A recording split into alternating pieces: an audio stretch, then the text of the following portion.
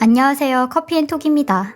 오늘 들려드릴 사연은 결혼식장에서 갑자기 사라진 예비신부에 대한 이야기인데요. 몇 년 만에 밝혀진 충격 진실들을 알고 하늘이 무너지는 것만 같았다고 하시는데 무슨 사연이 있으셨는지 지금 바로 사연 읽어보겠습니다. 안녕하세요. 저는 39살의 남자입니다. 내일 모레면 40을 바라보고 있는 남자죠. 제 직업은 소방공무원이고 구급직을 맡고 있습니다. 구조된 사람을 응급처치하고 이송하는 일을 하고 있죠. 8년째 소방공무원으로 일을 하고 있는데 살면서 가장 보람된 일을 하고 있는 중입니다. 저 고등학생 때 아버지가 뇌경색으로 쓰러지시면서 구급차를 타고 응급실에 가신 적이 있으셨는데 그때 소방공무원들의 모습을 보고 진로를 정했습니다. 한창 방황하는 나이에 제게 꿈을 안겨준 직업이었고 지금의 저를 만들어준 직업이기도 합니다. 제가 하는 일이 거창하거나 돈을 쫓는 일은 아니지만 저 나름대로 사명감을 가지며 만족하면서 살고 있어요. 그리고 이 일을 하면서 제일 행복했던 게 바로 제 예비신부를 만나게 된 일이었습니다. 저는 예비신부를 응급환자의 보호자로 처음 만나게 되었는데요. 예비신부의 어머니께서 화장실에서 넘어지시면서 고관절이 골절이 되셨어요.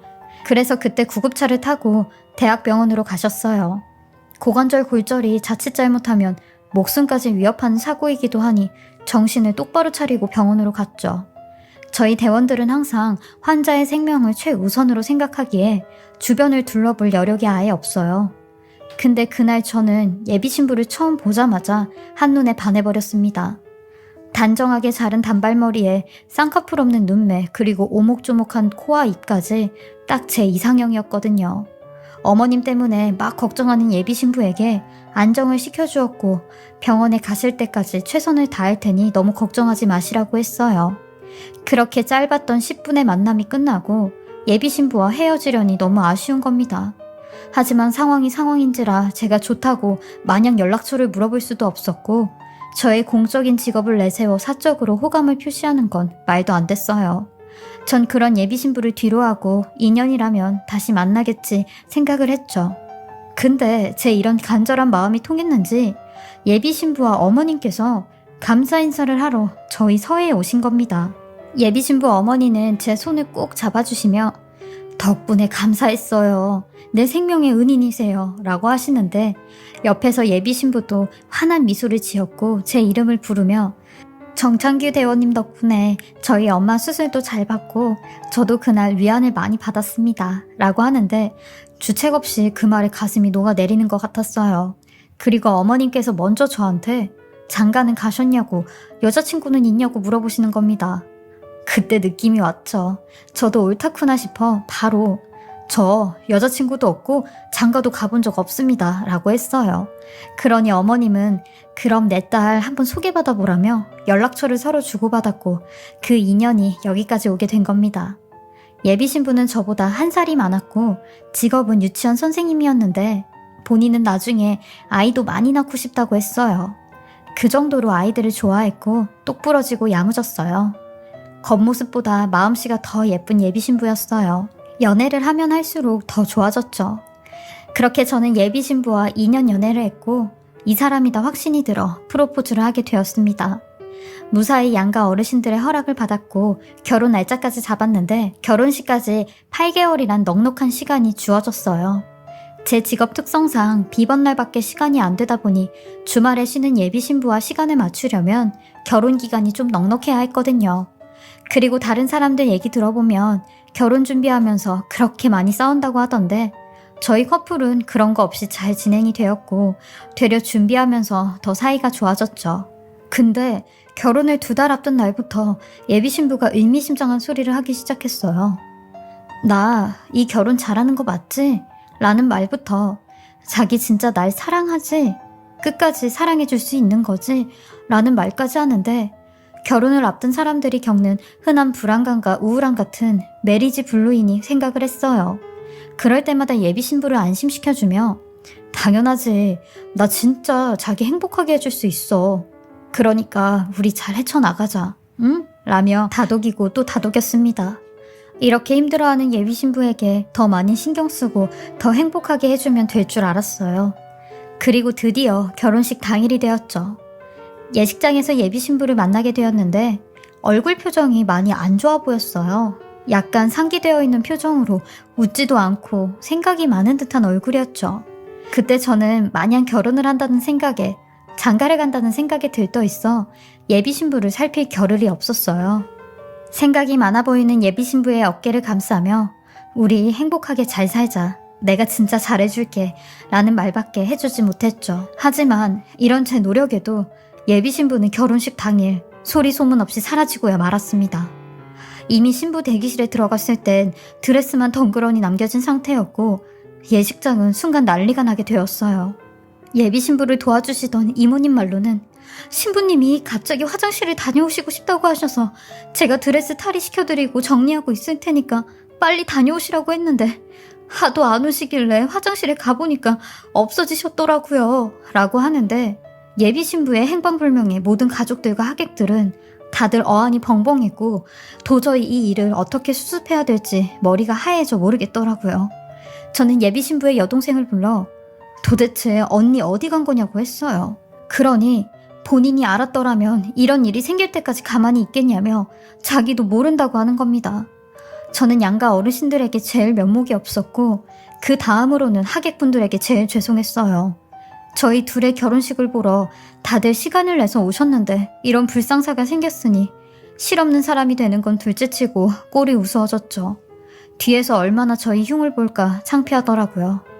이 일로 양가 부모님들은 큰 소리까지 내시다가 결국엔 싸우시기까지 했죠. 저희 부모님은 예비신부 탓을 하고 예비신부 부모님은 제 탓을 하시는데 아니 우리 친영이가 그럴 애가 아닌데 자네가 얼마나 압박을 줬으면 결혼식 날 도망을 가. 둘이 문제가 있었으면 자네라도 결혼을 미루자고 했었어야지. 하객들 다 불러놓고 이게 무슨 망신이냐고 라고 하니 저희 어머니도 저기요 사돈, 아니 말씀을 그런 식으로 하시면 안 되죠. 지금 잘못한 사람이 예비 며느리이고 예비 며느리가 도망을 간 건데 그걸 왜 저희 아들 탓을 하세요?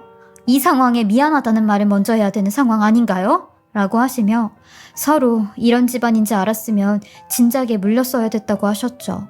그리고 결혼식 준비하는데 쓴 돈이 대략 1,000만 원 정도였는데 그 돈도 한두 푼이 아니니 손해배상 이야기까지 나왔어요. 저는 이해가 가질 않았어요. 저희 부모님에게도 면목이 없었고 예비신부 부모님에게도 면목이 없어 그만들 하시라고 했어요. 저희 때문에 싸우실 필요 없다고 말씀을 드리는데 왜 그렇게 서럽고 울컥한지 눈물이 다 났어요. 그러니 제 모습을 보신 두 부모님께선 아무 소리도 못 하셨죠. 근 3년 동안 예비신부를 만나면서 이런 식으로 제게 믿음을 저버릴 줄은 전혀 몰랐거든요. 예비신부가 이 모든 걸 다 포기하고 떠난 거라면 결론은 남자가 생겼다는 생각밖에 들지 않았어요. 그러지 않고야 연락이 안 되는 게 말이나 되는 일인가 싶었어요. 예비신부가 사는 곳을 찾아가도 볼 수가 없었죠. 말 그대로 연기처럼 홀연히 사라져 버렸어요. 예비신부 여동생에게도 연락을 해 언니랑 연락이 되냐고 물어보면 자기네 식구들도 모른다는 말뿐이었죠. 저희 부모님은 그냥 잊어버리라며 어쩌면 그런 여자랑 결혼을 안 하길 잘했다고 하셨어요. 저는 이 일을 겪고 나서 사람을 믿지 못했습니다. 특히 연애 상대로 여자를 잘 믿지 못했는데 누굴 만나도 제 마음을 활짝 열지 못했기에 연애도 오랫동안 할 수가 없었죠. 그 여자에게 받은 상처가 절 이렇게나 망가뜨려 놓았어요. 그렇게 제 나이 38살이 될 때까지 장가도 못 가고 쉬는 날마다 낚시만 하러 다녔어요. 저희 어머니는 여자를 만나러 다니지 낚시만 하러 다닌다며 속을 끓으셨죠. 그렇게 전 점점 속세와 멀어지게 되었는데 그러던 어느 날 비번을 맞아 월차를 조금 더 써서 휴가를 내고 인천 쪽에 위치한 섬으로 바다 낚시를 하러 가게 되었습니다. 아는 선배님이 그곳을 추천해 주셔서 낚시 장비며 채비를 다 하고 혼자 훌쩍 떠났죠. 멀지 않은 곳이었지만 멀리 여행을 온 듯한 기분까지 들었어요.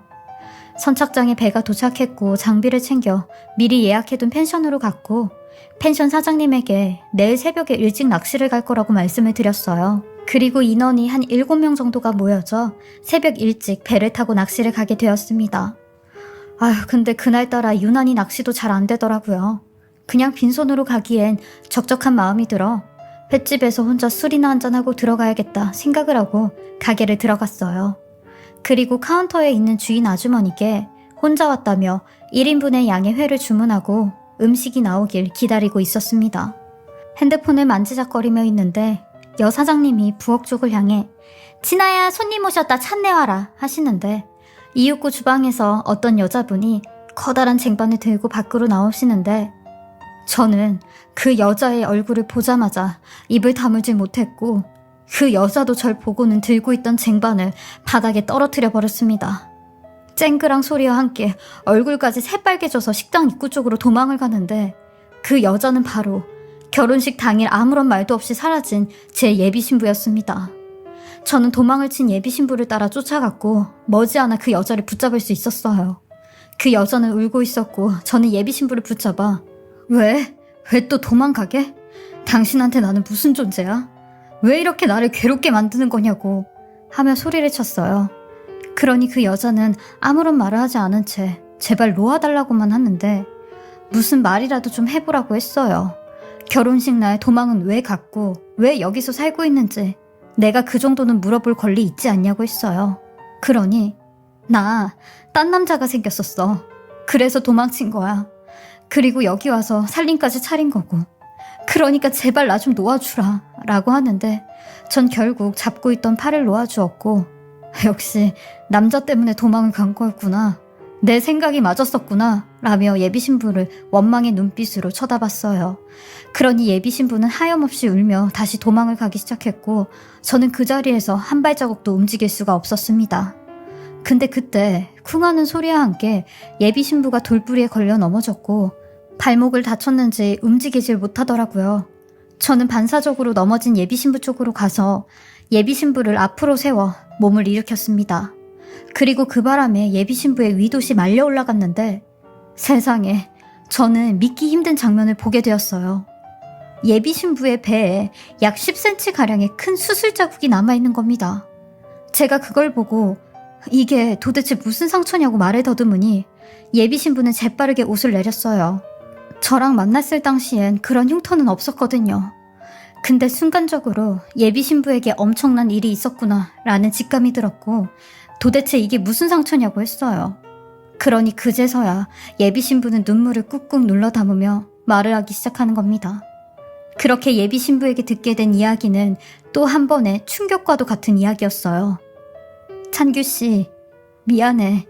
남자 때문에 도망갔다는 건 거짓말이고 나 찬규씨한테 말하지 못했던 일이 있었어 라고 하며 나 사실 결혼 2달 전에 임신 소식을 알게 됐었어. 그래서 확실하게 산부인과에 검사를 받으러 갔었는데 임신보다 더 큰 문제가 생겼더라고. 내 자궁에 이상세포가 발견이 됐다면서 바이러스 검사를 해보자고 하는데 그 검사 결과 내가 자궁 경부암 3기라고 하더라고. 내가 임신을 했는데 암 환자라고 하는 거야. 그것도 결혼을 앞둔 나한테. 난 그때 여자로서의 삶이 무너졌다고 생각했었어 라고 하는데 저는 그런 예비신부의 말이 끝나자마자 그 자리에 주저앉아 버렸습니다. 그리고 원망 섞인 목소리로 근데 나한테 왜 말을 안 했어? 왜 나한테 말을 안 했냐고. 이런 일이 있었으면 나한테 말을 했어야지 하며 울부짖었죠. 그러니 그러더군요. 제가 행복해하는 모습에 차마 얘기를 꺼내지 못했대요. 그리고 제가 떠나갈까봐 그게 제일 무서웠대요. 결혼식만 올리고 바로 말을 하려고 했는데 하루하루를 죄인 같은 마음으로 살았다네요. 그리고 점점 결혼식이 다가오면서 한 남자의 인생을 망치는 것 같다고 생각이 들어 저한테 몇 번이나 결혼에 대해 자신이 없다고 그래서 말을 했던 거였더라고요. 그럼 결혼식 날 왜 도망을 갔냐고 했어요. 그러니 그날 계속 배가 아팠는데 이상한 느낌이 들어 화장실에 가겠다고 했고 출혈이 생겼대요. 그래서 그 길로 바로 식장에 나와 응급실에 갔고 유산이 되었다고 하더라고요. 산부인과에서는 자궁과 장기 일부에 전이된 자궁경부암 수술을 하루라도 빨리 해야 된다고 했고 예비신부의 가족들도 나중에 알게 되었대요. 그리고 저한테는 절대 말하지 말라고 신신당부를 했다는데 예비신부는 그렇게 항암 치료까지 다 마치고 저에 대한 죄책감과 중압감으로 아무도 모르는 외딴 섬으로 왔다고 하더라고요. 예비신부가 너무 안쓰러웠습니다. 아무에게도 의지하지 못했던 그때의 예비신부가 너무 가여웠고 안쓰러웠어요. 그리고 그걸 알아주지 못한 제가 못나 보였어요.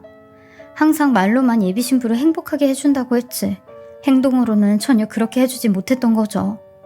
그렇게 그날 운명처럼 예비신부를 다시 만나 밤새도록 이야기를 나눴습니다. 그리고 전 그곳에서 예비신부의 손을 잡고 밖으로 예비신부를 데리고 나왔습니다. 내가 세상이 무너진다고 해도 당신 하나는 지킬 거라고 했어요. 당신 곁에서 남겠다고 했고 그러니까 2번 다시 도망가지 말라고 했죠. 이렇게까지 다시 만나게 된 건 정말 운명이라고 했습니다. 그렇게 저희 부모님에게도 이 사실을 전부 다 말씀드렸고 부모님도 굉장히 숙연해지시며 예비신부 얼굴 한번 보자고 하시더라고요. 그렇게 몇 년 만에 알게 된 깊은 오해를 서로 다 풀게 되었고 결혼도 다시 하겠다고 말씀드렸습니다. 예비신부의 부모님 또한 제 손을 잡아주시며 고맙고 미안해서 뭐라고 할 말이 없다고 하셨어요. 그렇게 저희는 작년 9월 드디어 부부가 되었고 거창한 결혼식 없이 혼인신고를 진행하였습니다. 아내나 저나 아직까지 결혼사진을 버리지 않았기에 사진 촬영도 할 필요가 없었어요.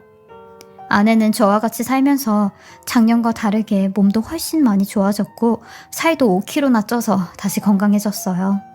저도 마찬가지로 마음이 많이 건강해졌는데 이제야 사람 사는 것 같은 기분이 듭니다. 아내는 제게 매번 그래요. 당신은 사람 생명을 구하는 일이 천직인 것 같다고요. 다른 사람의 생명도 구조해주고 나도 구조해주지 않았냐고 하는데 듣고 보니 저도 그렇다고 했어요. 아내의 저 말이 제일 듣기 좋더라고요. 그리고 현재는 1년여간의 신혼 끝에 아이 입양을 신중하게 생각하고 있는 중입니다.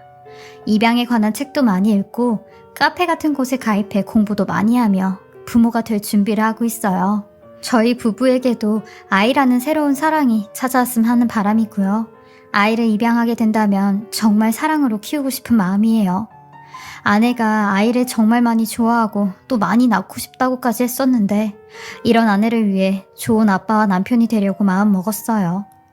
여태 정말 많은 고생과 시련이 있었지만 지금은 너무 행복하고 새로운 삶을 사는 것 같아요. 신혼을 보내면서 서로 맛있는 음식도 해주고 늦게까지 수다를 떨다가 늦잠도 자보는 매우 평범하지만 소중한 시간들을 보내고 있습니다. 지금까지 저의 긴 이야기 들어주시고 읽어주셔서 너무나 감사하고요.